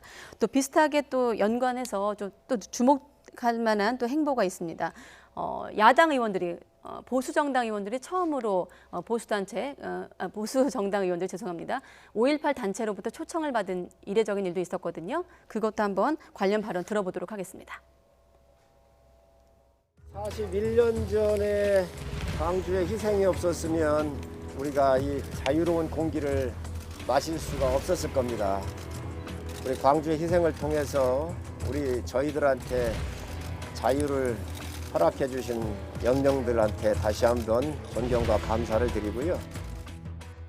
네, 5.18 단체 초청을 받은 것은 처음 있는 일인데 어떤 의미가 있다고 보십니까? 네, 그렇죠. 그러니까 추모제죠. 예를 들어서 5.18 당일날 그 기념식은 야당 의원들이 참석을 했으나 네. 추모제는 주체가 정부가 아니라 5.18 단체거든요. 그래서 5.18 단체가 주도하는 추모제에 지금까지 사상 초유의 일이죠. 초청을 받았습니다. 예. 그만큼 사실상 이 두 사람에 대한 것도 있지만 국민의힘에 대한 어쨌든 인식이 바뀌고 있는 것이 아니냐. 즉 가장 크게 바뀐 것이 이 김종인 비대위원장이 무릎 꿇고 사과를 한 이후에 정운천 의원이 지금 그 국민통합위원장을 맡게 되고 또 성일종 의원은 지금 정무위원회 간사거든요. 네. 근데 이 두 사람에 왜 특별히 또 초청을 했냐면 5.18 단체가 사실상 그러니까 법 개정을 통해서 이 5.18 유족들의 직계 가족만 인정을 했는데 거기에 반계 그러니까 형제라든지 자매라든지 또 인정해 달라라든지 혹은 5.18 유족회를 포함해서 3개 단체, 공법단체 승격 문제가 있었는데 이 성일종 간사, 국민의힘 간사를 굉장히 오랫동안 만났나 봐요. 특히나 네. 또 정운천 의원도 그렇고 그래서 처음에는 굉장히 서먹서먹했는데 만나면서 서로의 진심을 알게 되고 또 5.18 유족회에서 하는 말은 굉장히 성심성의껏 도와줬다. 이 모든 것들에 대해서 서로의 진심을 알게 됐다라는 그런 인터뷰도 오늘 나왔습니다. 네. 그래서 어찌됐든 이런 어떤 자세들이 지금까지 어떤 그런 이 여러 가지 구원들을 조금씩 씻어 나가는 그런 어떤 계기가 되지 않을까 싶습니다. 네, 사실 2년 전만 해도 좀 거친 항의가 있기도 했어요. 야당 그 당시에 자유한국당 의원들이 방문했을 때는 호남과 좀 괴리가 좀 있었던 것 같은데 아무래도 말씀하신 대로 김종인 전 위원장 체제 이후 좀 달라졌다고 볼 수 있을까요? 완전히 달라졌다고 저는 보진 않아요. 다만 변화의 조짐이 보이고 있는 건 분명히 보이는 것 같고요. 김종인 비대위원장, 전 비대위원장이 무릎 사과한 부분 물론 그게 보여주기다 이런 논란도 있었습니다. 어쨌든 그런 태도를 보이는 것 자체가 긍정적이라고 저는 생각을 해요. 네. 그거는 쇼든 아니든 그거와 관계없이 그런 모습 보이는 것 자체가 저는 의미가 있다고 보고 성일종 의원 같은 경우도 5.18 유공자와 유족 예우법을 대표 발의하기도 했거든요. 그런 부분들이 어느 정도는 작용이 있다고 보거든요. 예. 광주 시민들도 사실은 그 광주 민주화 운동에 대해서 긍정적으로 평가하고 거기에 대해서 생각을 같이 하는 분들이라면 언제든 저는 함께할 마음이 있다고 생각해요. 근데 문제는 뭐냐면 그렇다고 해서 국민의힘 전체에 대해서 그런 마음이 풀렸냐? 저는 그렇게는 보지 않습니다. 아직. 잘 아시는 것처럼 지난 자유한국당 시절에 그 김순례 의원이나 이 의원 두 분 같은 경우에 그분들 이종명 의원 같은 이런 분들 같은 경우에 광주 민주화 운동에 대해서 얼마나 폄훼를 했습니까? 그 유가족들에 대해서 세금을 어떻게 한다는 등 이런 말을 해가면서 얼마나 마음을 아프게 했습니까? 그런 부분들에 대해서 제대로 처리도 안 하고 처벌도 안 받고 그리고 끝났거든요. 회기가 국회 임기가 그런 상황이라고 하니까 거기에 대해서 사실은 광주 시민들이나 광주에 있는 분들은 그 부분을 다 용서했다고 저는 보지 않아요. 다만 그럼에도 불구하고 조금씩 변화하는 그 모습에 대해서 문은 열려 있다고 저는 생각하거든요. 앞으로도 국민의힘 의원들 중에 정말 5.18 정신에 동의하고 그 5.18 정신을 숭고하게 생각하고 그걸 지지하고 이런 분들이라면 저는 함께할 수 있다고 저는 언제든지 생각합니다. 그런 마음으로 국민의힘도 바뀌었으면 좋겠어요. 저거 부인하고 또 폄훼하고 비판하고 공격하고 이런 모습은 없어져야 됩니다. 이건 정부가 인정한 거고 다 과거사 조사에서 모든 게 끝난 문제를 가지고 또다시 문제를 삼는 것 자체가 국민의힘한테는 상당히 큰 아픔이 될 거라고 생각을 합니다. 오늘 임을위한 행진곡도 제창을 했다고 하죠. 자, 김종인 전 위원장 얘기 나왔기 때문에 김종인 위원장의 어떤 언급까지 들어보고 마무리를 하도록 하겠습니다. 두 사람을 언급했어요. 이재명 지사가 제일 위협적이다라는 말과 함께 김동연 전 경제부총리를 지목하게 됐는데 먼저 이재명 지사가 가장 위협적이라는 건 어떤 해석이 가능할까요? 일단 김정인 전 비대위원장 같은 경우는 네. 정세 분석이 사실 가장 뛰어나다라고 이렇게 평가를 받고 있지 않습니까? 네. 지금 여당의 어떤 흐름 자체가 사실 정세 분석을 안 하더라도 누가 보더라도 이재명 지사가 거의 독주 체제가 아니냐. 왜냐하면 제가 기억하기에 한 2개월 동안의 어떤 추세를 봤을 때 다른 후보들의 하락선이 계속 그려지고 있고 또 이재명 지사가 안정적인 어떤 행보로서 선두를 지금 그리고 있다라는 건 뭐 누구나 다 알 수 있는 것이고요. 네. 그 이유는 정확하게 이겁니다. 이런 어떤 상황을 명확하게 할 때 야당 후보에 대한 어떤 그림을 그려나갈 수가 있거든요. 이 서서히 그러니까 특히나 여당 후보는 지금 몇 개월 안 남았어요. 9월 9일 이전까지는 네. 이 경선을 치러야 됩니다. 그렇기 때문에 이재명 지사로서 굳어지는 어떤 구도 속에서 이쪽을 누구를 택할 것이냐에 대한 어떤 그림을 그려나가야 된다라는 의미로 아마도 좀 더 명확하게 이재명 지사를 손을 꼽은 게 아닌가 싶습니다. 네, 이재명 지사가 제일 위협적이라는 말과 함께 또 주목해야 될 차기 대선 주자로 김동연 전 경제부총리를 지목해서 또 눈길을 끌고 있는데 어떻습니까?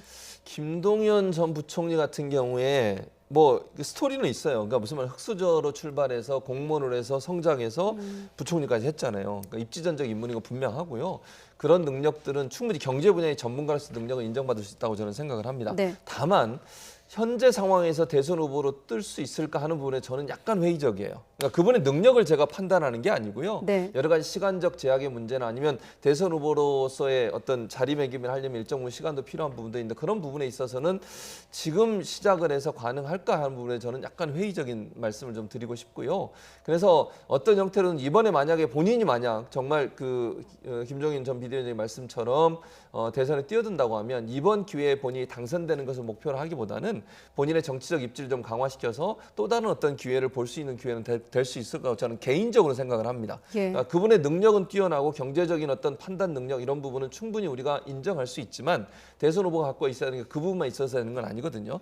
리더십이나 지도력이나 이런 부분도 있어야 되는 것이고 네. 정치적인 어떤 정치력도 있어야 되는데 그런 부분들이 공무원 생활만 오래 하셨기 때문에 과연 가능할까 하는 부분에 약간 저는 좀 의문이라는 생각이 들어서 만약에 뛰어드신다고 하면 이번보다는 차기를 더 노리고 하시는 것이 더 맞지 않을까 개인적으로 그렇게 생각을 합니다. 네, 자 그런가 하면 계속되는 자맹으로도 주목을 받고 있는데 윤석열 전 총장이 5.18 41주기를 맞아서 5.18 정신을 언급을 했습니다. 물론 뭐 정청래 의원 같은 경우는 제대로 아느냐라고 비판적인 얘기를 했습니다만 일단 이 시점에서 계속되는 자맹을 좀 끊었다고 볼 수 있을까요? 윤석열 총장의 네. 이 발언은 가장 강력한 정치적 메시지였다라고 생각을 합니다. 형식과 그다음에 시기와 그다음에 내용이죠. 형식은 지금까지 모든 일자리 문제, 뭐 경제 문제 여기 다 측근을 통해서 이야기했는데 이건 직접적으로 이야기를 했고요. 또 4.19 뭐 이런 어떤 중간에 그런 기념일도 많았지만 5.18을 딱 잡아서 얘기를 했습니다. 네. 그리고 그 안에 내용을 보면 상당히 많은 부분 정치적으로 해석이 가능한 부분 현 정부의 어떤 대북 정책이라든지 예를 들어서 북한 인권법과 관련해서는 유엔과 발을 맞춰서 거기서 이 결의안을 함께 해야 된다. 네. 뭐 이런 어떤 표현이라든지 이런 부분들은 상당히 어떤 정책적인 그런 이야기도 담겨 있거든요. 그래서 호남에 굳이 그런 어떤 이 관련된 5.18 메시지를 왜 했느냐. 그러니까 시기, 내용, 그 다음에 또 적합성, 뭐 모든 걸 다 합쳐서 가장 지금 정치적 메시지를 뚜렷하게 보인 것이다. 이제부터는 또 행보가 이어지지 않겠느냐라는 그래서 그런 추측이 나올 수가 있습니다. 본인은 물론 정치적이라고 안 했습니다만은 긍정적인 평가를 하셨습니다. 네. 그러니까 저는 100% 정치를 하겠다는 의지라고 보여요. 대선 출마를 거의 염두에 두지 않고 이런 얘기 할 이유가 없다고 저는 보거든요. 5.18 앞두고서 호남 민심을 끌어안아야 되는 것이고 어쨌든 본인 입장에서 중도층을 끌어안아야 되는 것이 이제 숙제라고 보여지거든요. 그러니까 예. 국민의힘과 같이 할지 아니면 제3지대를 만들지 모르겠지만 지금 상황에서는 본인의 외연 합장이 필요한 상황이고 대선 후보로서의 지지율을 계속 끌어올리기 위해서는 호남에 대한 어떤 구애 이런 부분이 필요했던 것이고 그래서 5.18에 대해서 메시지를 저는 냈다고 생각해요. 그리고 이 상황에서 메시지를 내야만 본인한테 가장 적절한 형태의 호남 민심의 어떤 끌어옴, 즉 지지도를 더 만들어내는 데 필요하다고 생각해서 그런 판단을 했기 때문에 지극히 정치적인 행동이고 정치적인 어떤 목적을 가지고 한 말이다 이렇게 네. 보여집니다. 알겠습니다. 여기까지 듣도록 하겠습니다. 네, 최진봉 성공회대 교수, 이종근 시사평론가였습니다. 두 분 오늘 고맙습니다. 네.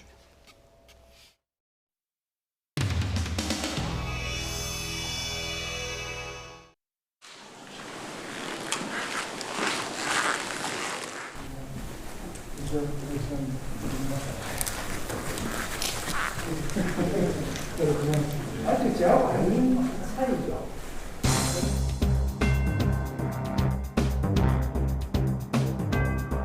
아직 제하고 아닌 사이죠. 장관한테 배웠지. 아니니까. 배우가 기도하고 축하드립니다.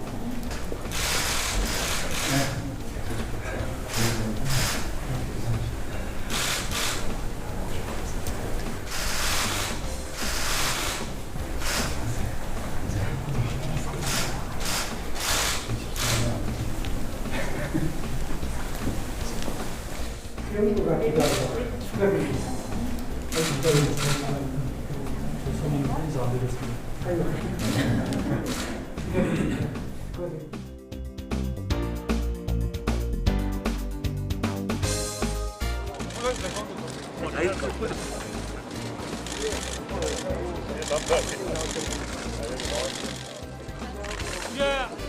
유영민 실장님, 대통령에게 꼭 전달을 드리고 아니 저면 대통령에게 우리 야당 입장을 분명히 전달하세요. 그래서 나왔습니다.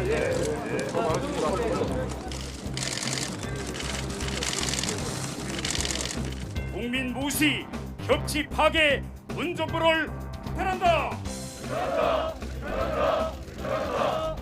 노무현 정부, 이명박 정부, 박근혜 정부 14년 동안 청문 보고서에 대한 반대에 불구하고 임명된 장관급 사람이 총 30명입니다. 문재인 정권은 4년 동안 무려 32명을 야당 반대를 무릅쓰고.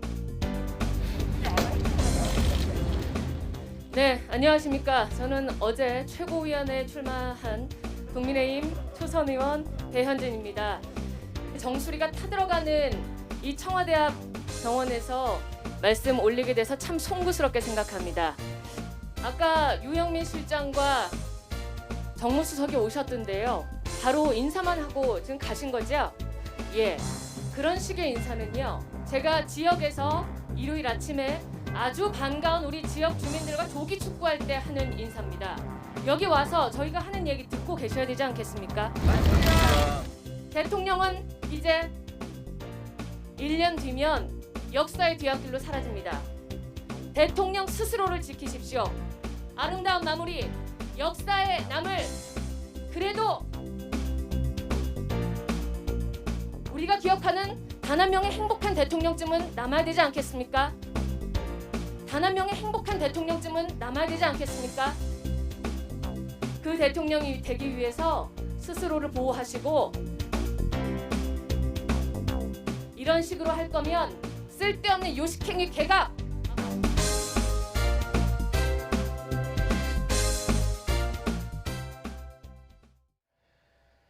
일론 머스크 테슬라 최고 경영자가 테슬라가 보유 중인 비트코인을 모두 처분할 수도 있음을 시사했습니다. 곧바로 비트코인을 포함한 가상화폐 가격이 폭락하자 테슬라는 비트코인을 하나도 팔지 않았다라는 트윗을 올려서 시장의 혼란을 가중시켰습니다. 이승배 기자의 보도입니다. 일론 머스크 CEO가 테슬라가 보유 중인 비트코인을 모두 처분할 수도 있음을 시사했다고 블룸버그 통신이 보도했습니다. 머스크는 테슬라가 보유 중인 비트코인을 처분할 수 있다는 한 누리꾼의 트위터 글에 정말 인디드라는 댓글을 달았습니다. 아이디 크립토 웨일은 비트코인 투자자들은 다음 분기에 테슬라가 비트코인 보유분의 나머지를 처분했다는 것을 알게 되면 자책할 것이라며 머스크에 대한 혐오가 커서 나는 그를 비난하지 않겠다고 썼습니다. 머스크가 단 인디드라는 댓글이 긍정을 뜻하는지 분명하지 않지만 이후 비트코인 가격은 급락했습니다. 로이터 통신은 이 트윗은 비트코인 처분을 고려 중이거나 매각했을 가능성을 시사한다면서도 머스크가 처분에 동의했는지 비판에 직면했다는 심정에 동의했는지를 명시하지 않았다고 전했습니다. 어쨌든 머스크의 답변은 비트코인을 팔지 않겠다는 최근 입장에서 180도 달라진 것입니다. 머스크는 지난 12일 비트코인 결제 중단 방침을 전격 발표하면서도 보유 중인 비트코인은 팔지 않겠다고 했습니다. 그러나 불과 나흘 만에 자세한 설명이나 해명 없이 댓글 하나로 비트코인 처분을 시사했다는 해석을 낳게 했습니다. 그런데 머스크는 11시간쯤 지난 뒤 다른 트윗의 답글 형태로 명백히 말하는데 테슬라는 비트코인을 하나도 팔지 않았다라고 짧게 글을 올렸습니다. 하지만 이 말이 앞으로도 테슬라가 코인을 팔지 않겠다는 것을 보장하지는 못해 투자자들의 우려를 완전히 불식시키지는 못했습니다. 연일 튀어나오는 머스크의 돌발 발언과 그 해석으로 코인 시장이 요동치고 있습니다. YTN 이승배입니다. 국내 가상화폐 시장 역시 머스크가 입을 뻥끗할 때마다 큰 혼란을 겪습니다. 연일 이랬다 저랬다는 머스크의 태도에 국내 투자자들의 불신과 분노 지수도 높아지는 양상입니다. 이종수 기자의 보도입니다. 일론 머스크 사용해주세요. 동의한 인원은 18만 명을 넘었습니다. 청와대 국민청원으로 보이지만 사실은 지난주 가상화폐 가격 하락에 분노한 네티즌이 만든 패러디 게시물입니다. 가상화폐 시장에서 일론 머스크 테슬라 CEO의 영향력은 어마어마해서 그의 트윗 하나에 차트는 춤을 춥니다. 지난 12일 머스크는 테슬라에서 비트코인 결제 수단으로 인정하겠다고 선언한 지 석 달 만에 테슬라가 비트코인을 이용한 차량 구매를 중단했다고 밝혔습니다. 이후 약 2시간 45분 만에 비트코인은 물론 다른 코인도 급락해 우리 돈으로 413조여 원이 사라진 것으로 알려졌습니다. 이런 일이 있은 지 며칠 안 돼 머스크는 테슬라 비트코인 전량 매각을 시사했습니다. 이 소식에 업비트 등 국내 거래소에서 오전장에 가상화폐 대표 비트코인은 급락했습니다. 이더리움 등 다른 코인 가격이 줄줄이 추락했습니다. 머스크가 뛰어온 도지코인도 예외는 아니었습니다. 이처럼 머스크가 변덕스럽게 말을 잇따라 바꾸면서 국내 가상화폐 거래소에도 투자자의 불만이 쏟아지고 있습니다.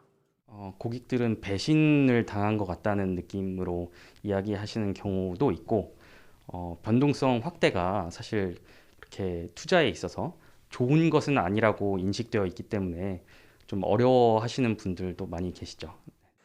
인플레와 긴축 기조 등으로 위험자산 선호 심리가 약화하는 상황이어서 머스크의 말바꾸기 타격은 더 클 수밖에 없습니다. 머스크로 인한 악재가 터져 나온 만큼 가상자산 시장은 특히 더 민감하게 반응하는 것으로 보입니다.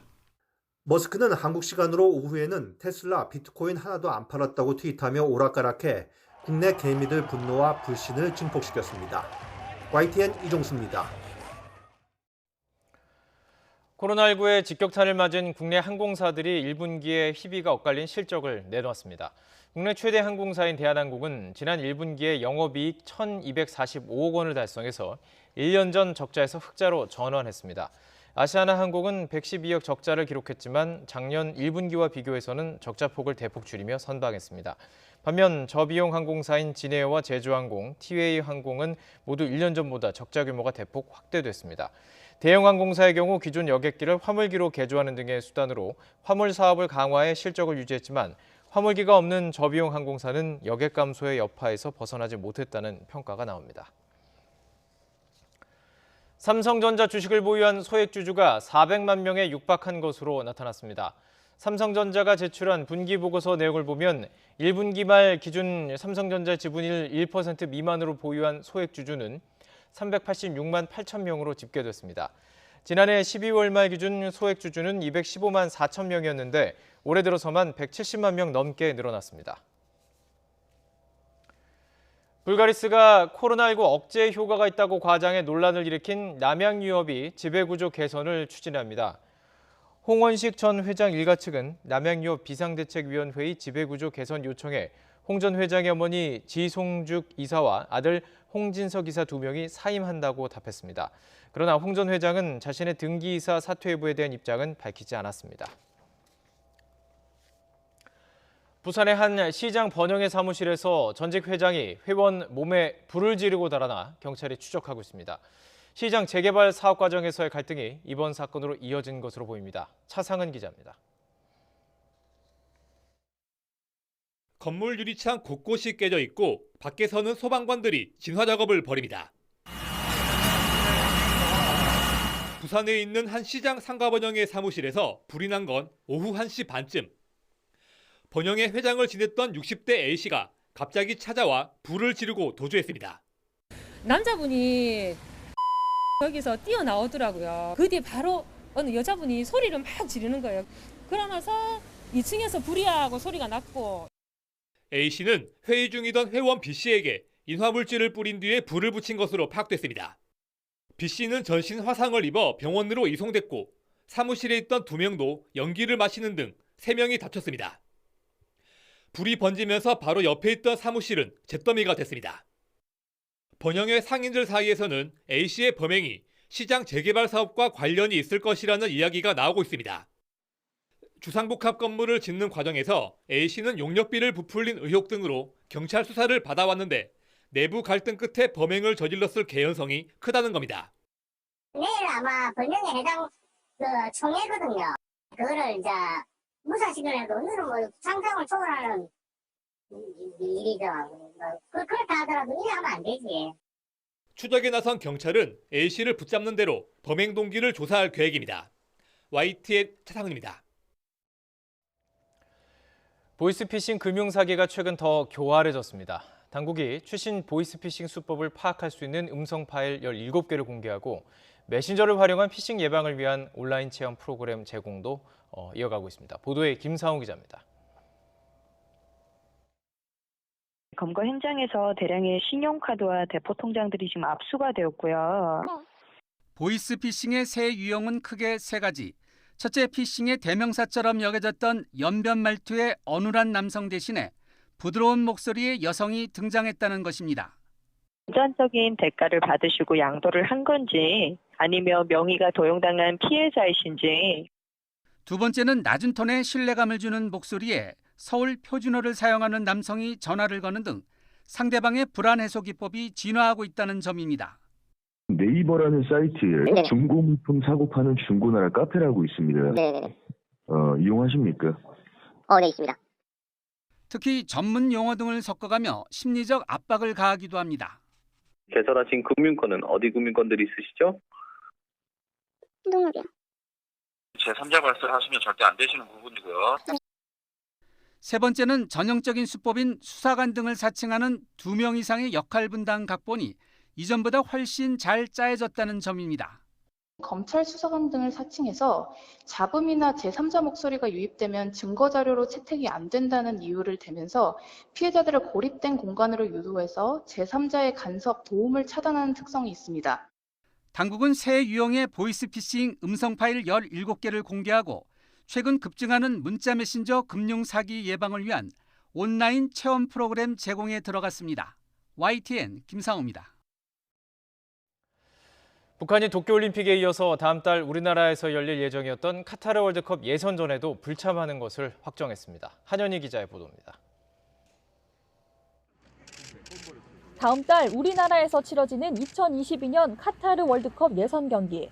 같은 H조에 속한 북한이 예선 참여를 위해 우리나라를 찾을지가 주요 관심사 중 하나였습니다.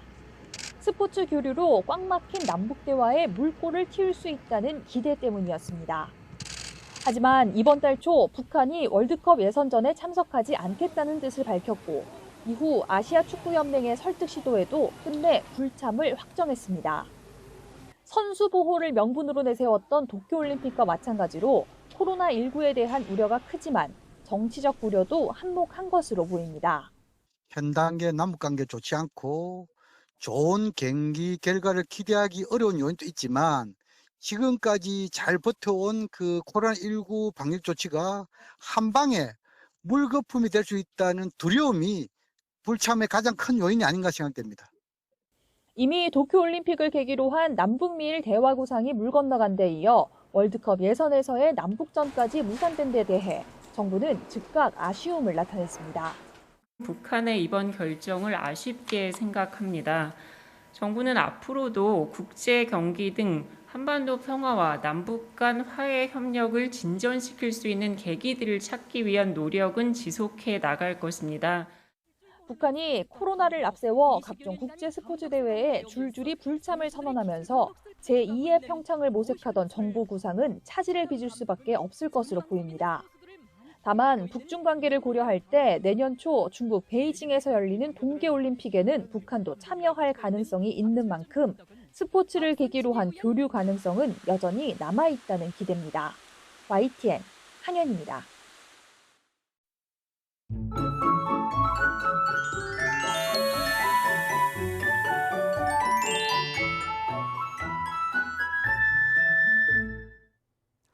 오락가락 비가 내리면서 종일 서늘했던 오늘과 달리 내일은 따뜻한 봄 날씨를 회복합니다. 내일 서울 낮 기온이 25도까지 오르는 등 오늘보다 9도가량 높아지며 무척 따뜻해지겠습니다. 다만 일교차가 10도 안팎으로 크게 벌어집니다. 외출하시는 분들은 큰 일교차 염두에 두고 옷차림하시기 바랍니다. 내일은 하늘도 맑아집니다. 내일 오전까지 충청 이남에 빗방울이 조금 떨어지겠지만 이후 낮에 중부지방부터 점차 맑은 하늘이 드러나겠습니다. 내일 아침 기온 오늘과 비슷한 수준을 보이겠습니다. 서울 14도, 대전 15도, 광주 14도, 부산 16도로 예상됩니다. 낮 기온은 오늘보다 5도에서 10도가량 크게 오르겠습니다. 서울 25도, 대전 24도, 광주 23도, 부산 20도로 예상됩니다. 부처님 오신 날인 모레는 기온이 더 오르면서 초여름 더위를 보이겠고 목요일과 금요일 사이에는 전국에 또다시 비가 내릴 전망입니다. 날씨 정보였습니다. 이상으로 YTN 뉴스나이트 마치겠습니다. 시청해주신 여러분 고맙습니다.